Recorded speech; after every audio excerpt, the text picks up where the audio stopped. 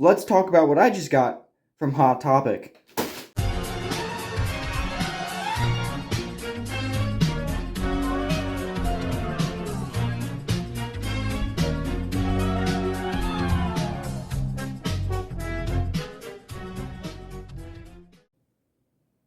So I'm going to give you guys my opinion on these two amazing figures, and I'm going to give you a nice and in-depth look at the figures themselves so you can decide if you want to purchase these for yourself. Now that both of these guys are out of the boxes, we could take a pretty good look at each of these individual figures. As you can see, a lot of the paint job on both of these guys does consist of that very nice neon green, which is very cool and one of my favorite colors. Something you would expect a company to do with some of these guys is not add detail like Funko did with these figures and just leave that plain green, but Funko went above and beyond and added those extra wrinkles and details to both of these figures' paint jobs, which I think makes them so much better. Now for an in-depth look at the individual figures by themselves. First off, we have the classic Frankenstein. Now this character is one of my favorites, and as you can see, I think they pulled him off very well. Taking a good look at that head, we could see all the detail that they added, and that little cut with the dark green outline is so cool, along with the purple highlights that they added to his hair. They really could not have pulled this guy off better, and the color scheme definitely gives him a really cool retro look. I would give this guy a whopping 9 out of 10 stars for how amazing this guy looks.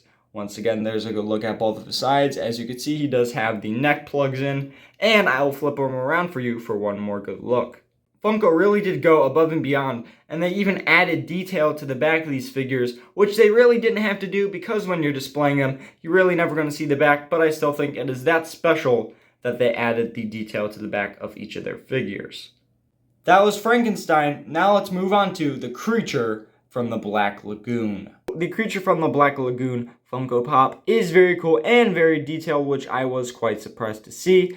You could see that there is a great amount of detail in that stomach, which I think is just wonderful, along with the face. They really did go above and beyond here, adding little textures and details to the character, along with all those ridges, wrinkles, and bumps, which I think is very cool. They even went as far as painting the inside of the mouth and giving him a little tongue, which is just amazing.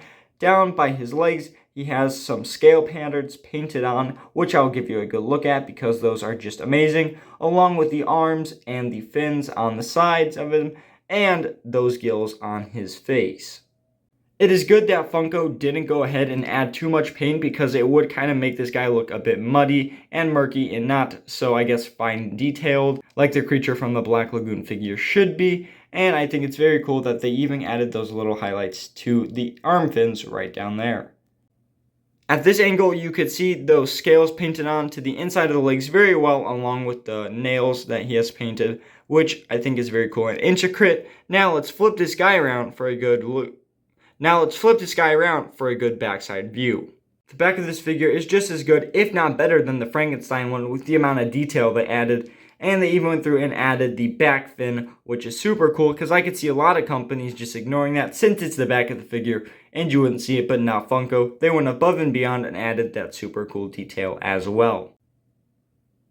Overall, I have to give the creature from the Black Lagoon Retro Funko Pop a whopping 10 out of 10 stars because he is just that amazing. And I do have a bit of bias towards the creature from the Black Lagoon because I love the way he looks and just the naturalness of his character. But overall, I highly recommend you purchase this Funko Pop as well.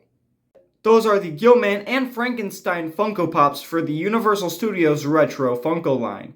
Let me know what you think of these amazing figures in the comment below, and please subscribing. As always, make sure to stay spooky.